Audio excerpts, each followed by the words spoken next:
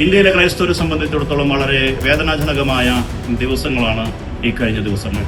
കാരണം ഛത്തീസ്ഗഡ് സംസ്ഥാനത്ത് ക്രൈസ്തവ കന്യാസ്ത്രീമാരെയും ഒരു യുവാവിനെയും അകാരണമായി അറസ്റ്റ് ചെയ്തിരിക്കുന്നു.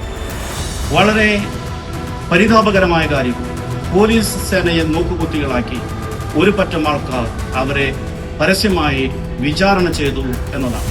ഇത് ജനാധിപത്യത്തിനെതിരാണ്, ഭാരത ഭരണഘടനയ്ക്ക് എതിരാണ്. ഈ സംഭവത്തെ ഞങ്ങൾ അപലപിക്കുന്നു. ജയിലിൽ കഴിയുന്ന ആ 2 കന്യാസ്ത്രീകൾക്കും ആ യുവാവിനും നീതി കിട്ടണമെന്ന് ഞങ്ങൾ പ്രാർത്ഥിക്കുന്നു. അതിനുവേണ്ടി ഞങ്ങൾ അധികാരികളോട് അപേക്ഷിക്കുന്നു. അവര് യാതൊരു കാരണവശാലും ഈ പറയുന്ന തെറ്റുകളൊന്നും ചെയ്തിട്ടില്ല. എല്ലാവരുടെയും മുമ്പിലൂടെ യാത്ര ചെയ്തിരുന്ന അവര് എങ്ങനെ മനുഷ്യക്കടത്തുകാരാണ്? മാതാപിതാക്കളുടെ അനുവാദത്തോടെ യാത്ര ചെയ്ത ആ കുട്ടികളെ എങ്ങനെ മനുഷ്യക്കടത്തിന് വിധേയരാക്കി എന്ന് പറയും.